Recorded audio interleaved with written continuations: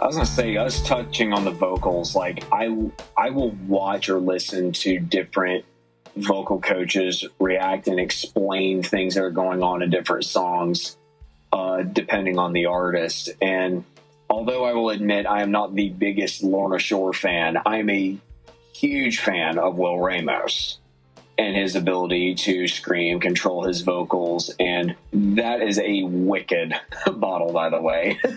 But for the listener at home, I've got what the man at Lowe's Foods described as a Game of Thrones ass growler. Remember that jump rope thing I was talking about earlier? I won that growler at that jump rope thing I was talking about. Oh, that's great. All right, you were talking about Will Ramos. Are you going to talk about the charismatic voice? Her too. I watched the charismatic voice, and there's 2 or 3 other like channels, particularly for like vocals that I'll watch. And then there's this guy named Doug, who's a classical composer, who's really, really good with explaining like music, why certain things do what they do, and he's able to pick up on stuff almost instantly as soon as he hears it. He's fantastic. But whenever the charismatic voice and Will were together and they did that thing on his throat, and they also endoscopy, they explained different like vocal techniques that Will was doing, it was a real eye-opener. Because like I will get into some screamy stuff, but I didn't know how in-depth all of it was and to what degree of difficulty it is to go from like singing in general, screaming with a certain, whether it's a fry, a guttural, false chord, whatever it may be, then back to singing, or vice versa, or just isolating them. I didn't realize like how much skill it really takes and what care you need to use and what careful practice it takes to do that. And seeing Will do it effortlessly, you know, and I know there's other vocalists that can do it too, but, you know, seeing him do it to that level, because I haven't heard very many people use harsh vocals like Will to the degree in which he does. Now, I think the one issue we'll see is everyone's going to try to copy him. That is already happening. Because he is viewed as one of the best to do it. But that's where I think you can take that influence from Will and what he does and make your own with it, because your voice is unique. It is the only voice that will ever be made like yours. I mean, everybody picks on Knocked Loose for their vocals, but they are instantly recognizable and they stand out compared to everybody else in one way or another, and they grab your attention. You know, say what you want, the vocals fit the music, and that's one of the reasons they're so successful. Yeah. I was unsure if I was going to bring these guys up or not, but I have recently, over the last few months, became a very, very big Sleep Token fan. And for some reason, I knew you were going to say Sleep Token as soon as you started that sentence. I don't know why. It was just your demeanor. I knew you were going to say it because you're the one who made me a Sleep Token fan. I was resistant because a whole bunch of people started listening to Sleep Token at the same time. And I'm like, okay. Same reason I haven't been an obsessive like Lorna Shore or Knocked Loose listener. I really enjoy what I hear from them, but I don't feel a need to seek it out. Fandoms suck. Yeah. Stop jerking off bands who don't give a shit about you. Enjoy their music and just do that.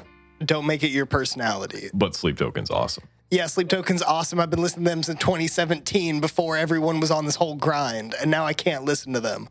I'm going to be that dude.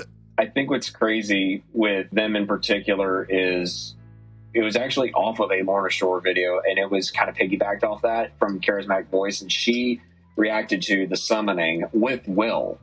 And Will is the biggest Sleep Token fan on this planet. And the thing is, I remember a long time ago him talking about Sleep Token.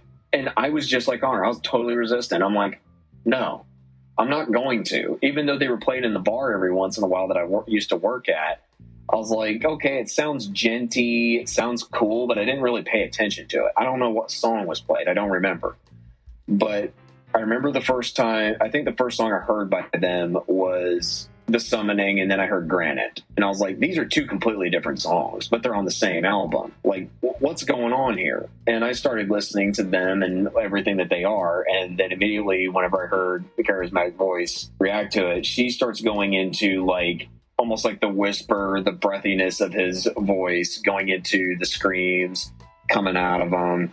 And Will even giving his 2 cents on it too, which I'm so glad Will was there too to give his thoughts on it as well. I guess to get back to the point of what I was talking about, get off this tangent, the amount of skill that it takes to do the singing that they're doing, because although they're in similar genres, I guess you could say, the kind of art that they're laying down is totally different. Because Will is doing nothing but harsh vocals. I don't think I've ever heard him sing in a Lorna Shore song. Just the skill that goes into it, it really just broadened my mind to it. Like, I knew there was skill to it, but the amount of depth there was to doing all of that, I still can't wrap my head around. I really can't. Even though I do play music, that's a totally different instrument. Now, I've got two follow-ups, because you said 2 really interesting things.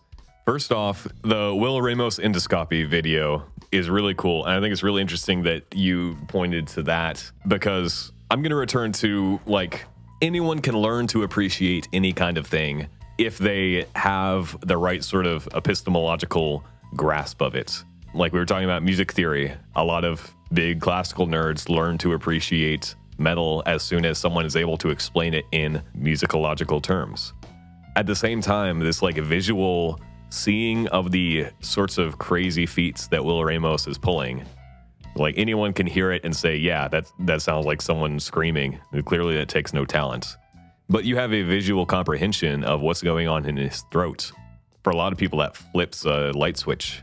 Almost literally, because like there's a light down in his throat. It is illuminating what's happening. It's illuminating this phenomenon. And that's really cool to me, is the different ways that you can experience these sorts of extreme or experimental techniques in music.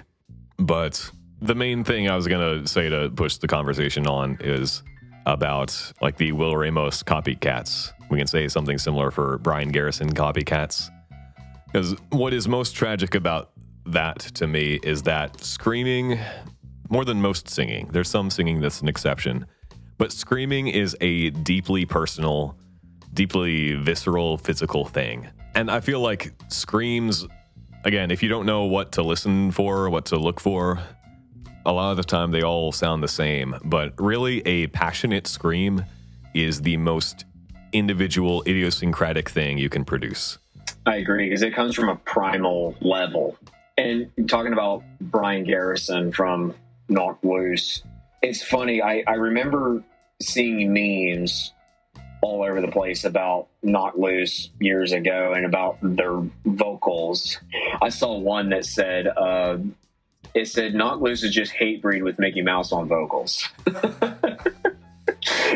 Which I thought was too funny. I'm like, oh God, please no. But I took a break from listening to Knocked Loose, and then like I had a hard time getting into them, and for a bit, because I was like, okay, this is a little bit much, because I was kind of figuring out where I draw the line in heaviness, and they weren't quite past where I draw the line, but I was just like, okay, this is what Knocked Loose is. I'm moving on to the next thing.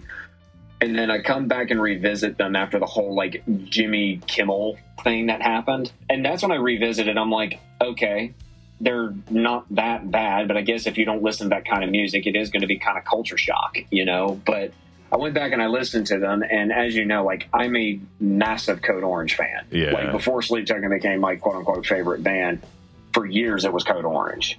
And I don't know why, but when I listened to the way Brian Garrison was screaming, he's got this very punchy sort of style. Like every syllable or consonant that comes out of his mouth is going to be a direct just punch to the face. It's not just like one big long scream. It's just going to be just repetitive boom, boom, boom, these jabs.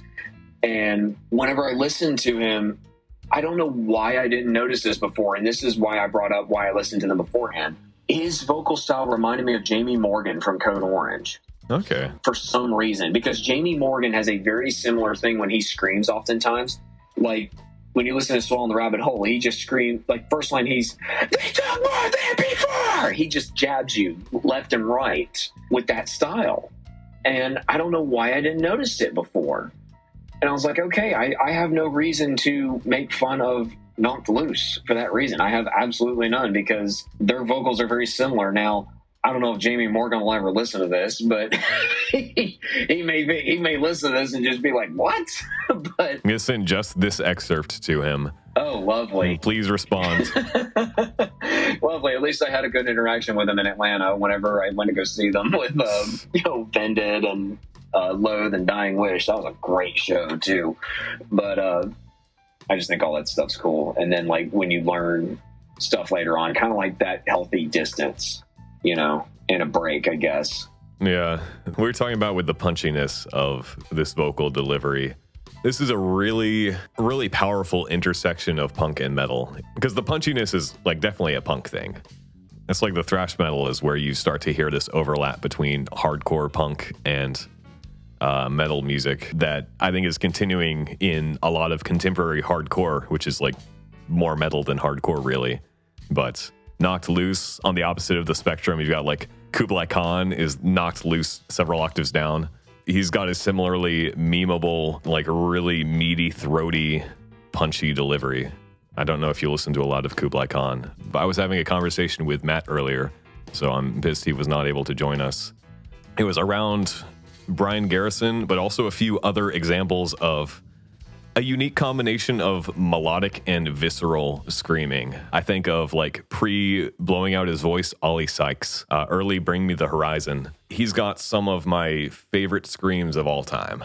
It's chilling because it doesn't sound like a monster. It sounds like a human who is actively destroying his voice. Maybe for a healthier, more long-lived example, Greg Puciato from Dillinger Escape Plan, among other bands. I'd classify him up there too. It's a lot of like high to mid screams that have both intense distortion on the edges, but a very human voice in the middle. It's like really pitched. You can like play it on a piano.